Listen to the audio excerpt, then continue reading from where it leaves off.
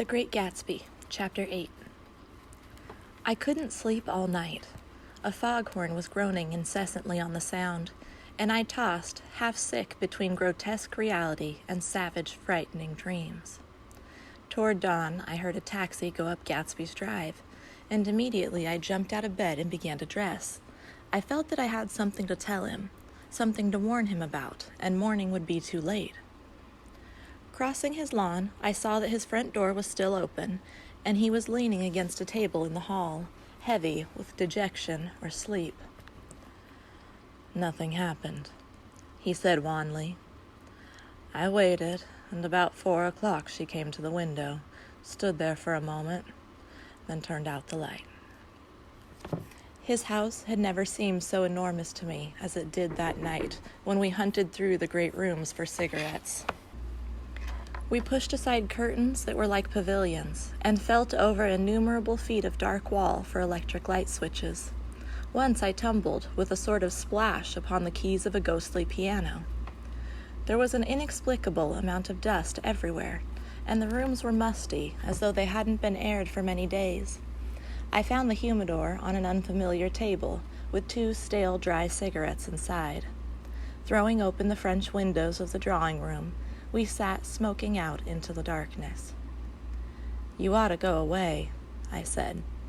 It's pretty certain they'll trace your car. Go away now, old sport? Go to Atlantic City for a week, or up to Montreal. He wouldn't consider it. He couldn't possibly leave Daisy until he knew what she was going to do. He was clutching at some last hope, and I couldn't bear to shake him free.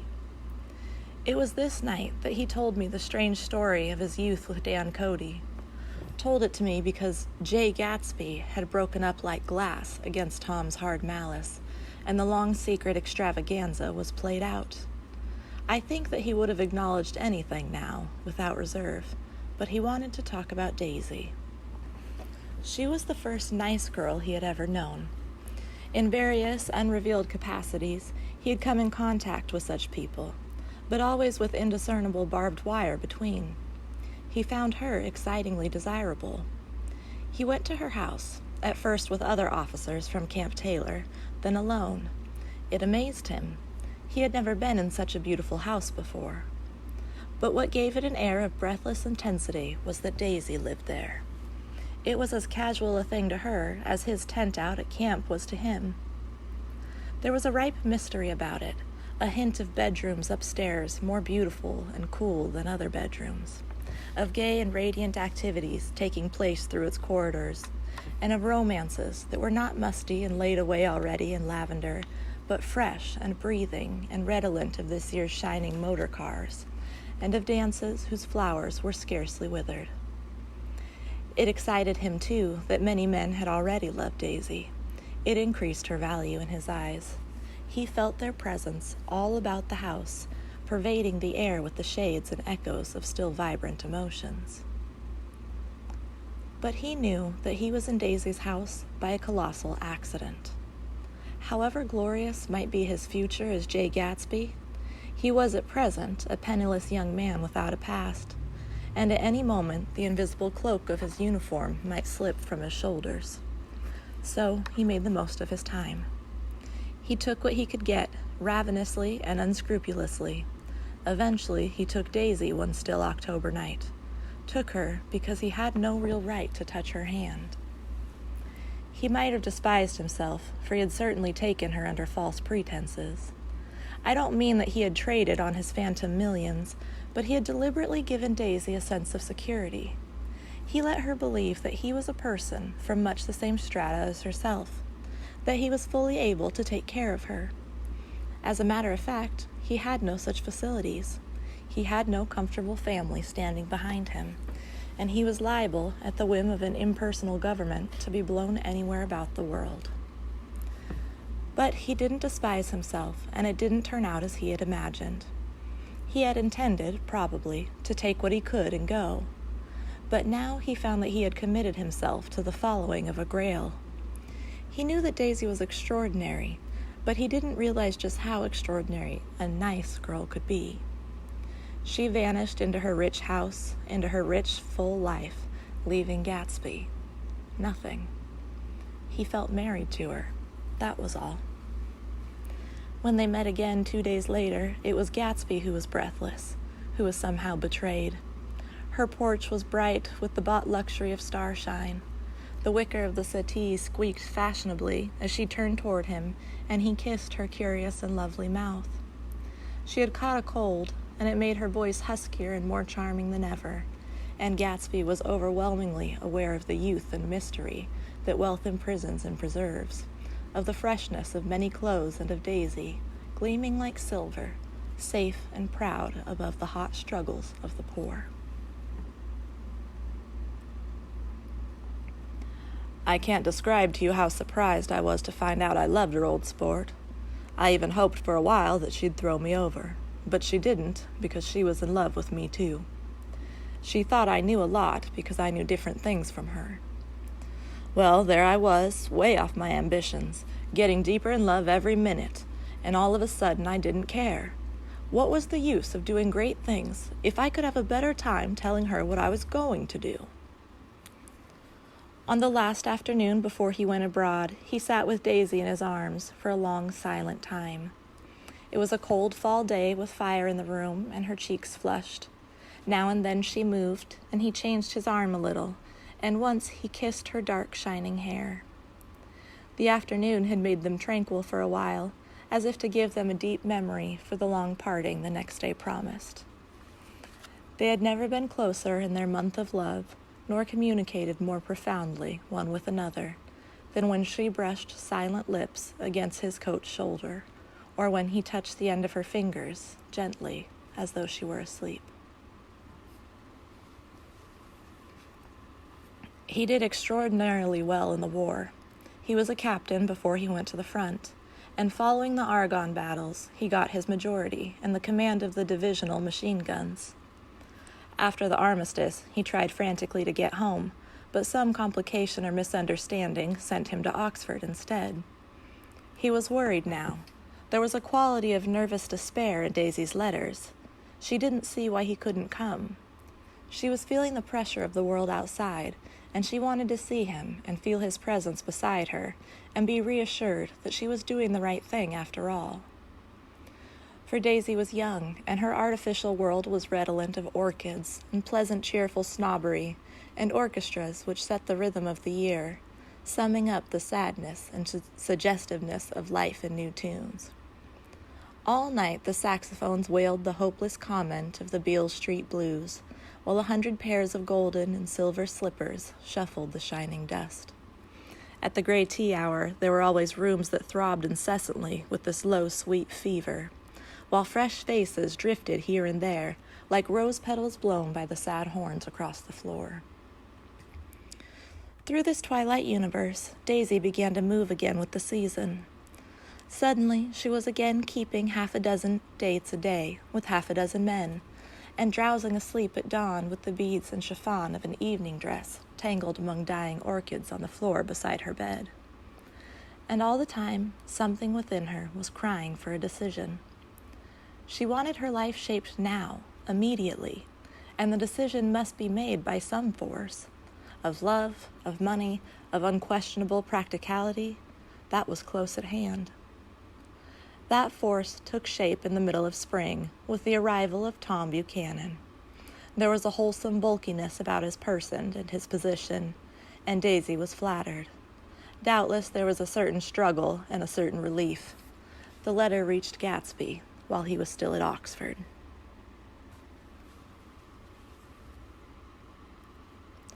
It was dawn now on Long Island, and we went about opening the rest of the windows downstairs, filling the house with gray-turning, gold-turning light.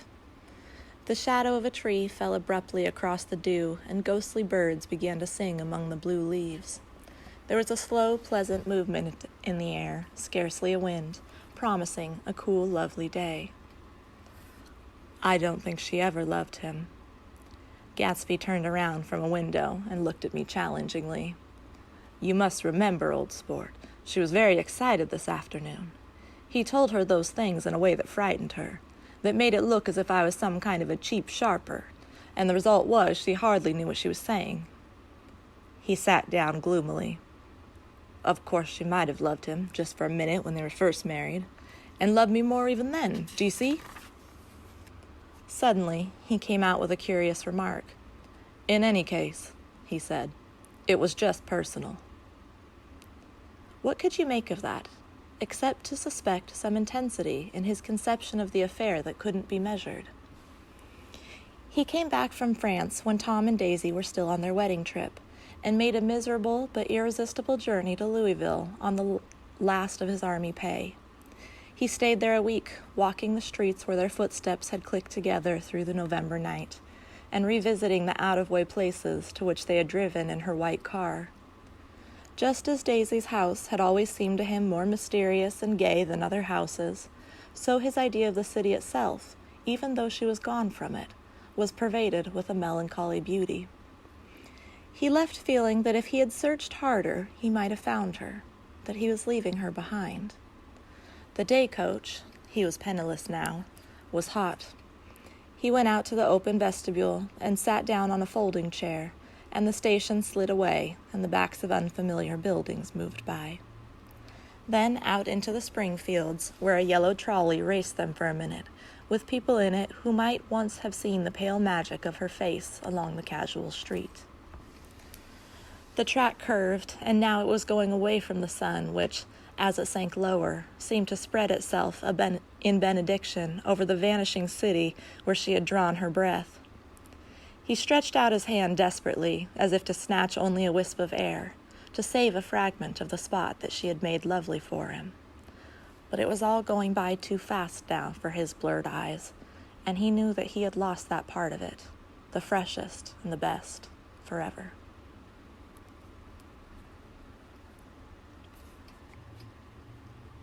It was 9 o'clock when we finished breakfast and went out on the porch.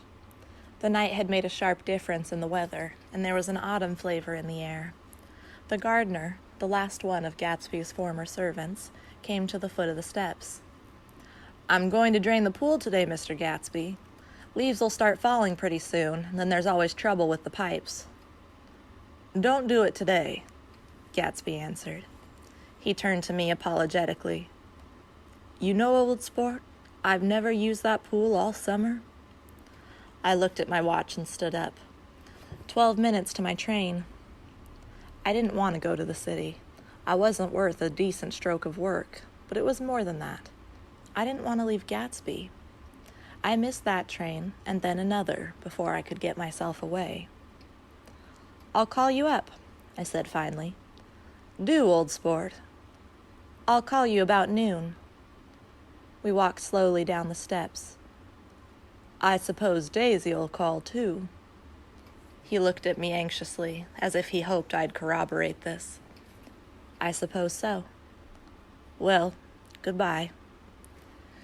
We shook hands and I started away. Just before I reached the hedge, I remembered something and turned around. They're a rotten crowd, I shouted across the lawn. You're worth the whole damn bunch put together.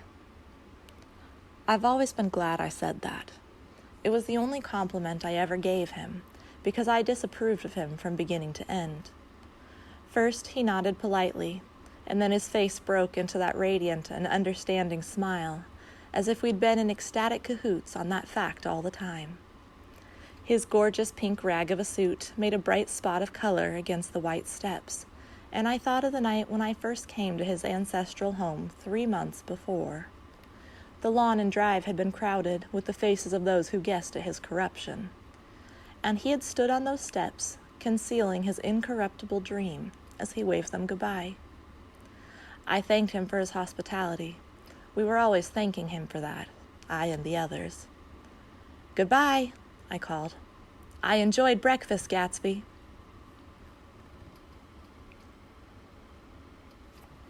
Up in the city, I tried for a while to list the quotations on an interminable amount of stock. Then I fell asleep in my swivel chair. Just before noon, the phone woke me, and I started up with sweat breaking out on my forehead. It was Jordan Baker. She often called me up at this hour because the uncertainty of her own movements between hotels and clubs and private houses made her hard to find in any other way. Usually, her voice came over the wire as something fresh and cool, as if a divot from a green golf links had come sailing in at the office window. But this morning it seemed harsh and dry. "I've left Daisy's house," she said. "I'm at Hempstead, and I'm going down to Southampton this afternoon." Probably it had been tactful to leave Daisy's house, but the act annoyed me, and her next remark made me rigid. "You weren't so nice to me last night." How could it have mattered then? Silence for a moment, then, "However, I want to see you." "I want to see you too. Suppose I don't go to Southampton and come into town this afternoon." "No, I don't think this afternoon." "Very well." "It's impossible this afternoon. We talked like that for a while, and then abruptly we weren't talking any longer. I don't know which of us hung up with a sharp click, but I know I didn't care. I couldn't have talked to her across the tea table that day if I never talked to her again in this world. I called Gatsby's house a few minutes later, but the line was busy. I tried 4 times. Finally, an exasperated central told me the wire was being kept open for long distance from Detroit. Taking out my timetable, I drew a small circle around the 3:50 train. Then I leaned back in my chair and tried to think. It was just noon. When I passed the ash heaps on the train that morning, I had crossed deliberately to the other side of the car. I supposed there'd be a curious crowd around there all day, with little boys searching for dark spots in the dust, and some garrulous man telling over and over what had happened until it became less and less real even to him, and he could tell it no longer, and Myrtle Wilson's tragic achievement was forgotten. Now I want to go back a little and tell what happened at the garage after we left there the night before. They had difficulty in locating the sister, Catherine. She must have broken her rule against drinking that night, for when she arrived she was stupid with liquor and unable to understand that the ambulance had already gone to Flushing. When they convinced her of this, she immediately fainted, as if that was the intolerable part of the affair. Someone kind or curious took her in his car and drove her in the wake of her sister's body. Until long after midnight, a changing crowd lapped up against the front of the garage, while George Wilson rocked himself back and forth on the couch inside.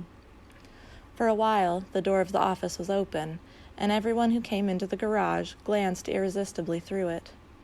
Finally, someone said it was a shame and closed the door. Michaelis and several other men were with him. First 4 or 5 men, later 2 or 3 men. Still later, Michaelis had to ask the last stranger to wait there 15 minutes longer while he went back to his own place and made a pot of coffee. After that, he stayed there alone with Wilson until dawn. About 3 o'clock, the quality of Wilson's incoherent muttering changed. He grew quieter and began to talk about the yellow car. He announced that he had a way of finding out whom the yellow car belonged to, and then he blurted out that a couple of months ago his wife had come from the city with her face bruised and her nose swollen. But when he heard himself say this, he flinched and began to cry, "Oh my God," again in his groaning voice. Michaelis made a clumsy attempt to distract him. "How long have you been married, George? Come on there, try and sit still a minute and answer my question. How long have you been married?" 12 years. Ever had any children? Come on, George, sit still. I asked you a question. Did you ever have any children? The hard brown beetles kept thudding against the dull light, and whenever Michaelis heard a car go tearing along the road outside, it sounded to him like the car that hadn't stopped a few hours before. He didn't like to go into the garage because the workbench was stained where the body had been lying, so he moved uncomfortably around the office. He knew every object in it before morning, and from time to time sat down beside Wilson, trying to keep him more quiet. "Have you got a church you go to sometimes, George? Maybe even if you haven't been there for a long time? Maybe I could call up the church and get a priest to come over and he could talk to you, see?" "Don't belong to any." "You ought to have a church, George, for times like this. You must have gone to church once. Didn't you get married in a church? Listen, George, listen to me. Didn't you get married in a church?" "That was a long time ago." The effort of answering broke the rhythm of his rocking. For a moment, he was silent. Then the same half-knowing, half-bewildered look came back into his faded eyes. "Look in the drawer there," he said, pointing at the desk. "Which drawer?" "That one. That drawer. That one." Michaelis opened the drawer nearest his hand. There was nothing in it but a small, expensive dog leash made of leather and braided silver. It was apparently new. "This?" he inquired, holding it up. Wilson stared and nodded. "I found it yesterday afternoon. She tried to tell me about it, but I knew it was something funny." "You mean your wife bought it?" "She had it wrapped in tissue paper on her bureau." Michaelis didn't see anything odd in that, and he gave Wilson a dozen reasons why his wife might have bought the dog leash. But conceivably, Wilson had heard some of these same explanations before, from Myrtle, because he began saying, "Oh my God," again in a whisper. His comforter left several explanations in the air. "Then he killed her," said Wilson. His mouth dropped open suddenly. "Who did?" "I have a way of finding out." "You're morbid, George," said his friend. "This has been a strain to you, and you don't know what you're saying. You'd better try and sit quiet till morning." "He murdered her." "It was an accident, George." Wilson shook his head. His eyes narrowed, and his mouth widened slightly with the ghost of a superior "I know," he said definitely. "I'm one of these trusting fellas, and I don't think any harm to nobody. But when I get to know a thing, I know it. It was the man in that car. She ran out to speak to him, and he wouldn't stop." Michaelis had seen this too, but it hadn't occurred to him that there was any special significance in it. He believed that Mrs. Wilson had been running away from her husband, rather than trying to stop any particular car. "How could she have been like that?" "She's a deep one," said Wilson, as if that answered the question. He began to rock again, and Michaelis stood twisting the leash in his hand. "Maybe you got some friend that I could telephone for, George." This was a forlorn hope. He was almost sure that Wilson had no friend. There was not enough of him for his wife.